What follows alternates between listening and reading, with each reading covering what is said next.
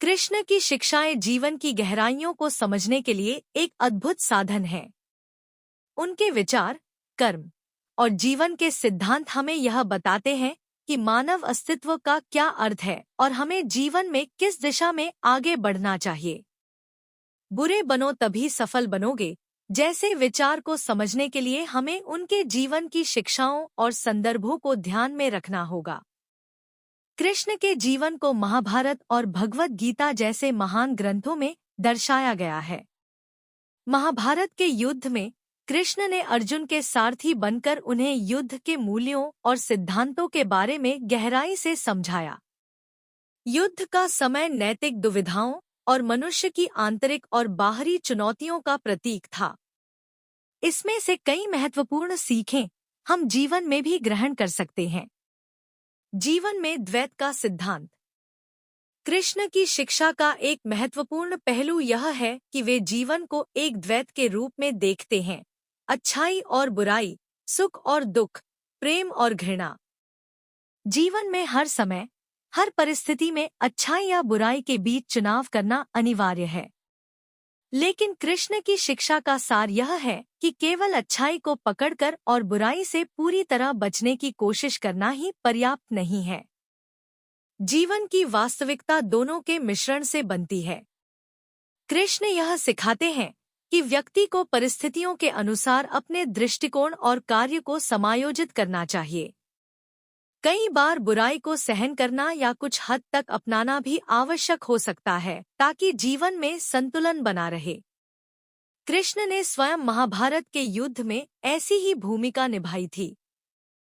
उन्होंने धर्म और अधर्म के बीच संतुलन स्थापित करने के लिए कई बार रणनीतिक चालें चलीं जो नैतिकता की परंपरागत सीमाओं को पार करती थी।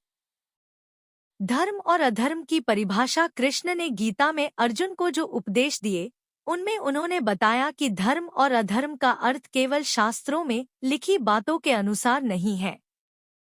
धर्म का वास्तविक अर्थ कर्म के साथ जुड़ा है, अर्थात वह कर्म जो स्थिति और समय के अनुसार उचित हो।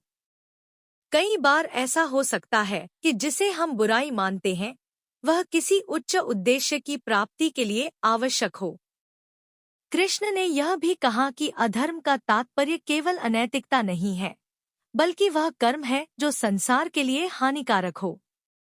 जब जीवन की चुनौतियां हमें बुराई के मार्ग पर चलने के लिए प्रेरित करती हैं, तब हमें समझना चाहिए कि वह बुराई वास्तव में आवश्यक है या नहीं। जीवन में सफलता और नीति। कृष्ण का जीवन हमें यह भी सिखाता है कि सफलता की राह सीधी और सरल नहीं होती। सफलता के लिए कई बार हमें नीतिगत दांवपेच अपनाने पड़ सकते हैं। महाभारत में कृष्ण ने कई बार नीति और रणनीति का सहारा लिया। चाहे वह शकुनी की चालों का जवाब देना हो या कौरवों की कूटनीति का सामना करना हो, कृष्ण ने अपने साथियों को सही दिशा में ले जाने के लिए नीति और चालों का उपयोग किया। कृष्ण ने हमें यह सिखाया कि जीवन में यदि सफलता प्राप्त करनी है तो कभी-कभी हमें ऐसा कार्य भी करना पड़ सकता है जिसे समाज या परंपरागत नैतिकता के आधार पर बुरा कहा जाता है। लेकिन यदि उस कार्य का उद्देश्य समाज या संसार के लिए लाभकारी है तो वह बुरा नहीं हो सकता। व्यक्तिगत इच्छाओं से ऊपर उठने का संदेश। कृष्ण का एक और महत्वपूर्ण संदेश है कि हमें व्यक्तिगत इच्छाओं और स्वार्थ से ऊपर उठना चाहिए। व्यक्ति को सफलता पाने के लिए अपनी इच्छाओं को त्याग कर समाज और राष्ट्र के व्यापक हित में काम करना चाहिए। महाभारत में कृष्ण ने यह दिखाया कि व्यक्ति की व्यक्तिगत इच्छाएं और हित सफलता की राह में बाधा बन सकते हैं। कृष्ण ने स्वयं अपने जीवन में व्यक्तिगत इच्छाओं को त्याग कर धर्म और सत्य के मार्ग पर चलने का आदर्श प्रस्तुत किया। उन्होंने हमें यह सिखाया कि जीवन में सफलता पाने के लिए व्यक्तिगत स्वार्थ से ऊपर उठना आवश्यक है। कभी-कभी यह बुराई के रूप में दिखाई दे सकता है, लेकिन वास्तव में यह समाज के कल्याण के लिए आवश्यक है। संघर्ष का महत्व। कृष्ण के जीवन से हमें यह भी सीखने को मिलता है कि संघर्ष जीवन का अविभाज्य अंग है। बिना संघर्ष के सफलता प्राप्त नहीं की जा सकती। महाभारत का युद्ध भी इसी का प्रतीक है। अर्जुन जैसे योद्धा को भी संघर्ष का सामना करना पड़ा और इस संघर्ष के माध्यम से ही उसे अपनी आत्मा की गहराइयों को जानने का अवसर मिला। कृष्ण ने अर्जुन को यह समझाया कि युद्ध और संघर्ष से भागने का कोई लाभ नहीं है। जीवन में सफलता पाने के लिए हमें संघर्ष करना ही होगा। कभी कभी इस संघर्ष में हमें अपने प्रियजनों या अपने सिद्धांतों के खिलाफ भी खड़ा होना पड़ सकता है, लेकिन यदि हमारा उद्देश्य धर्म और सत्य की रक्षा है तो यह संघर्ष आवश्यक है। निष्काम कर्म का सिद्धांत कृष्ण का एक प्रमुख सिद्धांत निष्काम कर्म का है, अर्थात कर्म करो लेकिन फल की इच्छा मत करो। यह सिद्धांत जीवन के हर क्षेत्र में लागू होता है।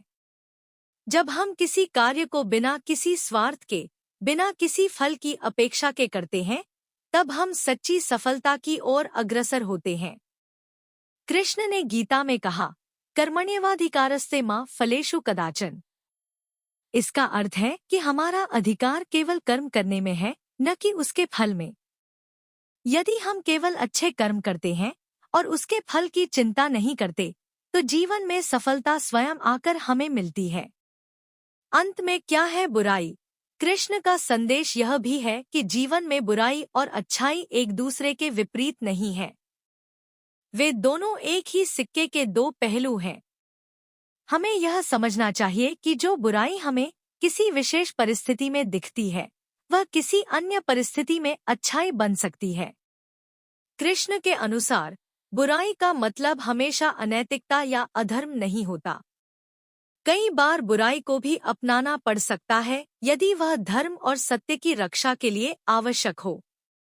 जीवन में सफलता पाने के लिए हमें अपने दृष्टिकोण को व्यापक रखना चाहिए और परिस्थितियों के अनुसार निर्णय लेने चाहिए। निष्कर्ष, कृष्ण की शिक्षाएं हमें जीवन की वास्तविकताओं से रूबरू कराती हैं। बुरे बनो तभी सफल बनोगे का अर्थ केवल यह नहीं है कि हमें अनैतिक होना चाहिए। इसका अर्थ है कि हमें अपने कर्मों और निर्णयों को जीवन की परिस्थितियों और उद्देश्यों के अनुसार ढालना चाहिए। कभी कभी ऐसा भी हो सकता है कि जिसे हम बुराई मानते हैं, वह जीवन के उच्च उद्देश्यों की पूर्ति के लिए आवश्यक हो। कृष्ण ने हमें यह सिखाया कि जीवन में सफलता पाने के लिए धैर्य, नीति और संघर्ष का सहारा लेना आवश्यक है।